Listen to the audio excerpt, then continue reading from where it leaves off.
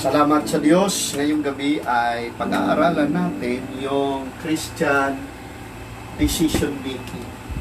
So, first of all, we need to have a viewpoint of our problems. Kasi maraming mga problema na kailangan talaga pag-aaralan yung ating mga desisyon. No? First thing to do is to have a time frame. Kailan nagsimula yung problema at kailan mo bigyan ng solusyon. So magkakaroon ka ng time frame. So salamat sa Diyos ngayong gabi ay pagpapalain tayo ng Panginoon. Manalangin tayo. Panginoon, tulungan mo kami na bigyan mo kami ng practical ways. We need to have a practical ways on how to solve our problems as Christians. And I believe your divine guidance and I believe your divine favor to us. Thank you, God, for the wisdom for us tonight in Jesus' name.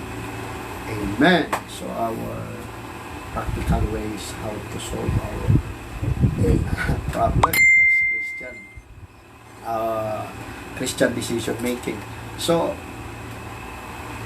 what is your viewpoint? Then meron ka ng viewpoint sa problem mo. Ang gagawin mo ngayon ay magkakaroon ka ng time frame. Now, you need to define the problem. So, paano ito? Hiwalay mo yung specific, hiwalay mo yung general approach o solutions na dapat gagawin doon sa problema mo. Kasi, ang mga problems natin minsan, binabaliwala natin, hindi natin pinapansin. Kumbaga, parang pinapasa Diyos na lang natin. Now, when you define your problem, you need to have objectives. So, magkakaroon ka ng 5 specific halimbawa, yung problem mo, magkakaroon ka ng 5 specific objective. Ito yung general objective, yung 5 specific objectives. So, then, you need to have the areas of consideration. Thank you. The areas of consideration, ito yung ating i-focus natin yung ating consideration. Christian decision making involves a number of important factors. Okay? Number 1, we need to consider this one, the divine command. So, the will of God. So, these are the areas of consideration to solve our problem. So, when we say the will of God, it is consistent to His will. Kaya, ang unang-unang gagawin mo, talagang i-focus mo doon sa kalooban ng ating Panginoon. Next to that is the nature. So ito areas of consideration, the divine command. So ito yung number 1, number 2, the nature of God. So God's divine command are also consistent with His nature. Hindi pwedeng ihiwalay yung kanyang katangian doon. Kaya nga, when you make a decision as Christians, consider mo to will of God, din the nature of God. Hindi po sapat yung sagot na kung kalooban ng Diyos. Hindi po. There must be a study. It involves study. It involves research. Present the facts. Hindi pwedeng sabihin lang kung kalooban ng Diyos na wala ka namang ginagawa. So, next to that is, this is what we call the revelation. Ang revelation po ay merong general revelation. This one, letter A. When we say general revelation, it is God's divine commands are consistent with natural law. Kaya andyan, yung natural law, makikita mo No? Heavens declare the glory of God. So makikita mo yan. So hindi mo pwedeng labagin ang natural law sa iyong decision. Isirain mo naman yung ecological system ng mundo natin. Hindi pwede yun. No? So, special revelation. Pag sinabi mong special revelation, number one, ang special revelation composes of the Old Testament. Dalawa yan, the Old Testament and the New Testament.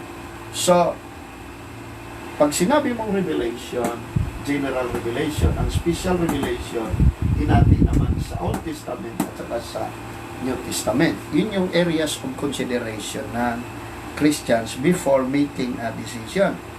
So, sa Old Testament, God's divine commands and natural law are consistent with the Old Testament. Kaya nga, ang Christians, dapat medyo masipag siya sa pag-aaral sa Bible.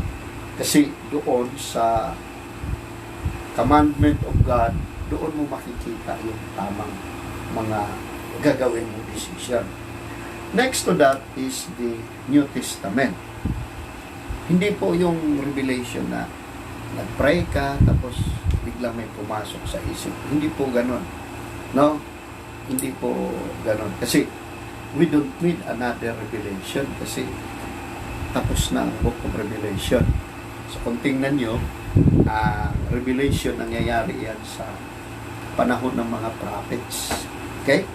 So, ganito po ang situation. Mamaya explain ko after this.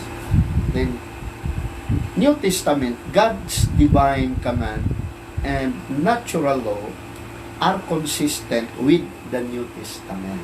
So, ganito po yan. Tapos na tayo sa Revelation, sa areas of consideration natin.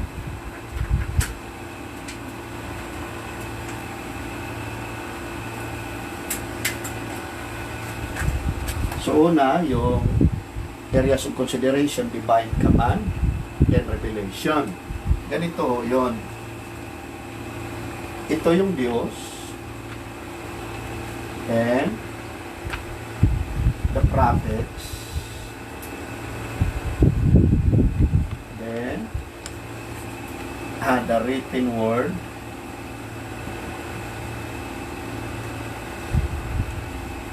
and the reader or the Bible reader. So, yung general revelation, yung natural law, nakikita natin sa paligid natin. Diyan yung galaxies. So, nakikita natin. Nandyan lahat. No? Now, when we say special revelation, ang nangyayari, Old Testament at saka New Testament. Kasi yung revelation, dito yan pumasok.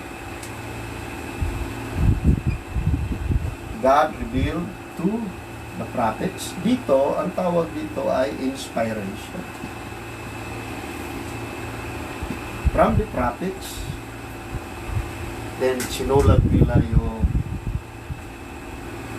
kanilang revelation, inspiration. Now, paano naman tayo? Dito tayo.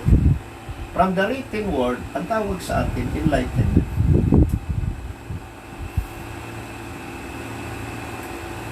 We don't need another revelation kasi the book of Revelation has finished na. Wala na eh. Tapos na eh. Tapos na yun. Kaya nga, enlightenment, we need to study this one to have an excellent areas of consideration for our decision as Christians. So dito tayo pumasok when we read the written word. We read the Old Testament, we read the New Testament. Now, next to that is the Holy Spirit. Ito yung pangatlo, the areas of consideration. It gives guidance and power to believers to live righteously.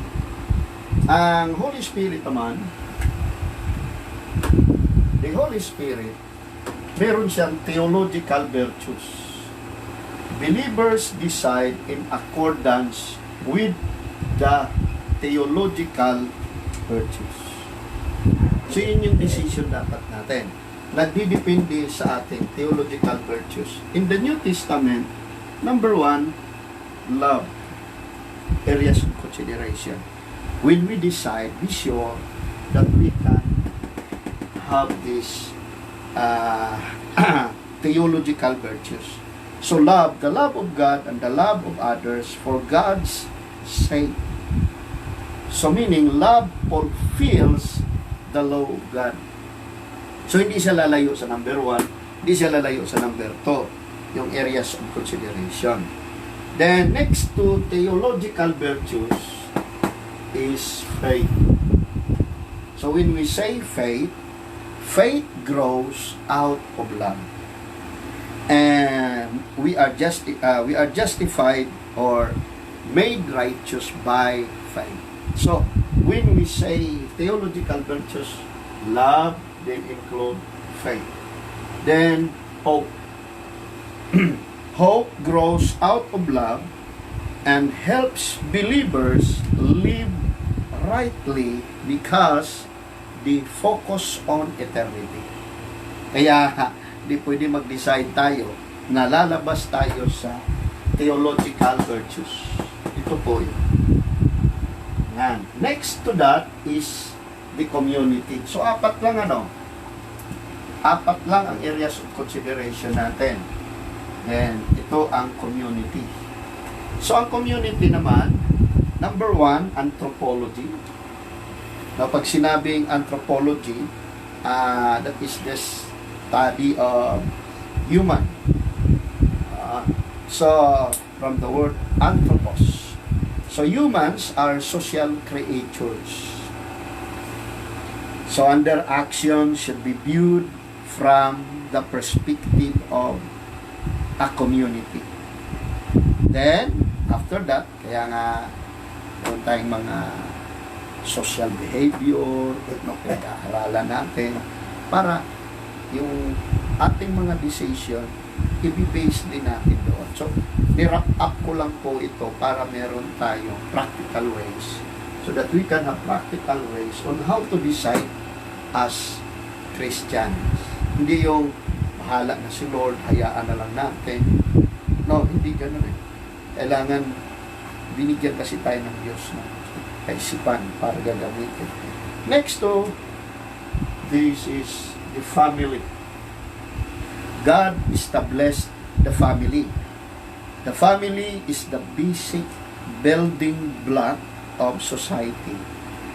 The right action is generally one that acts to the benefit of the family. The family interest should be followed until they conflict with the law of God. So, dapat yung concern sa ating decision making, consider also our families. Maliban na lang kung contradict doon sa batas ng ating Panginoon. Next to that is the state. Ito. Now, God established the state. The state exists as an agent of God. Right action is generally within the laws of a state. The state should be obeyed until it conflicts with the law of God.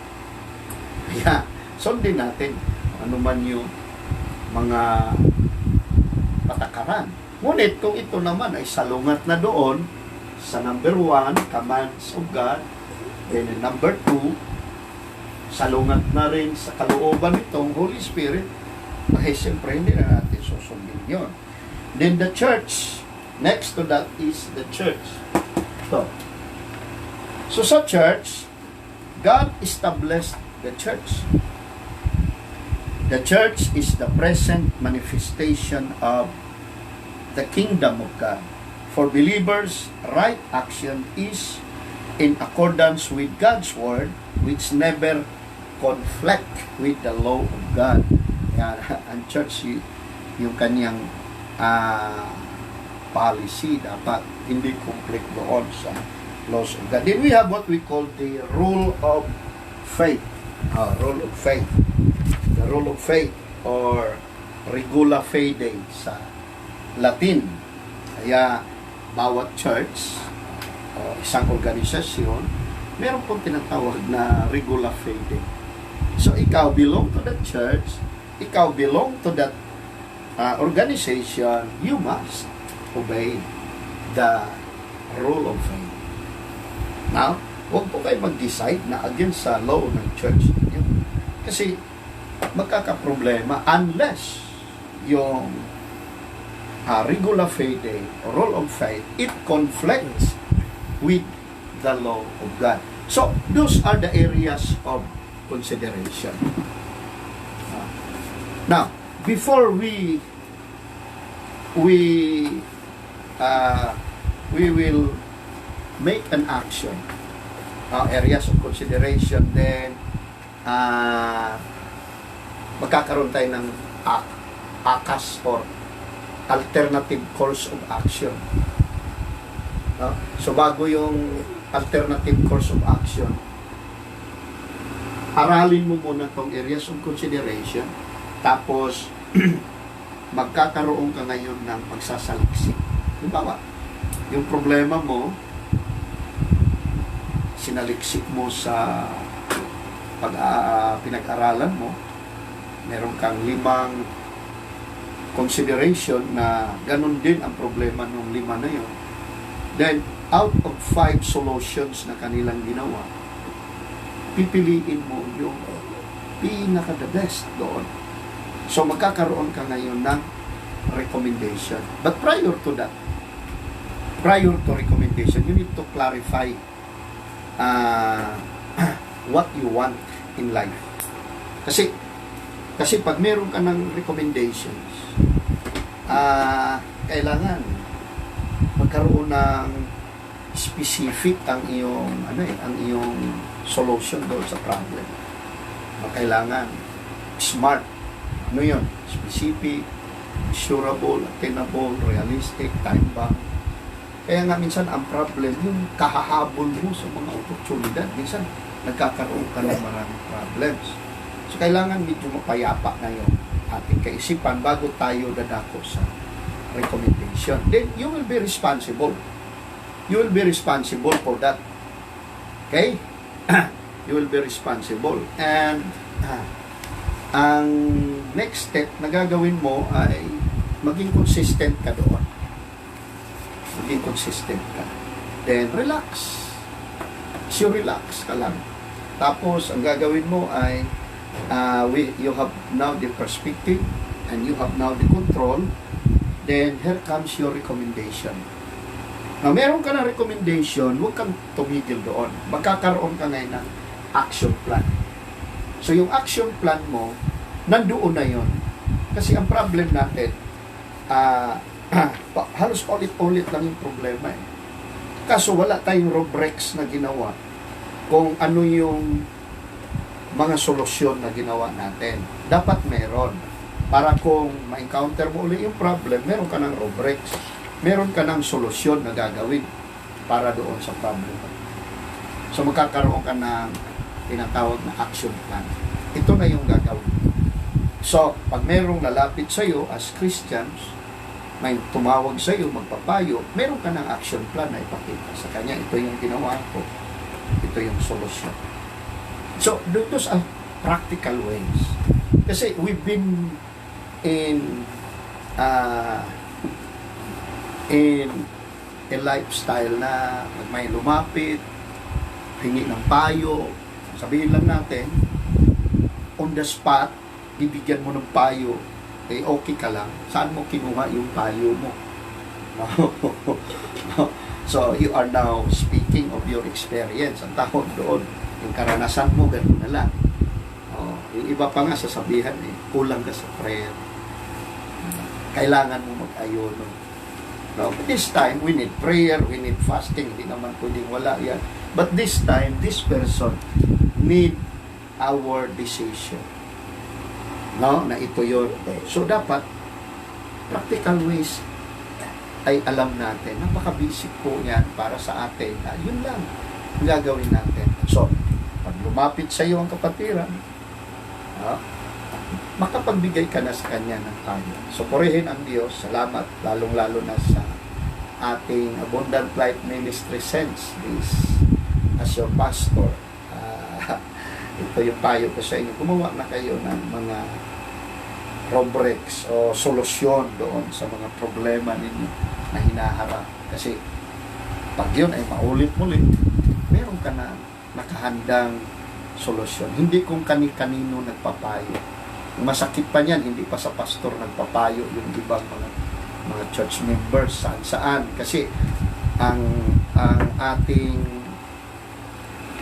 ating multimedia ngayon, grabe.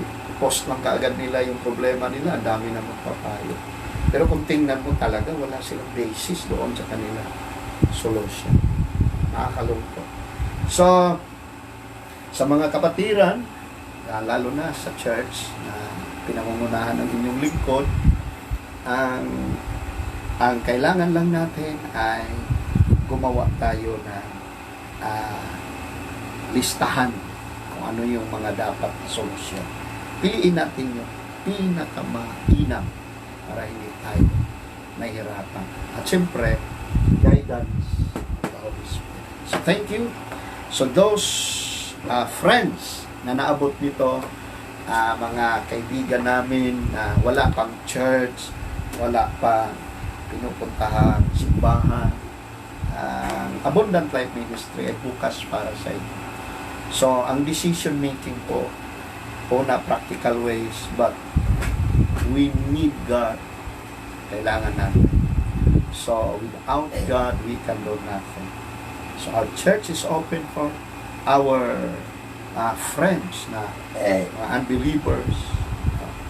We can help you in counseling, in prayer, and also in Bible teachings.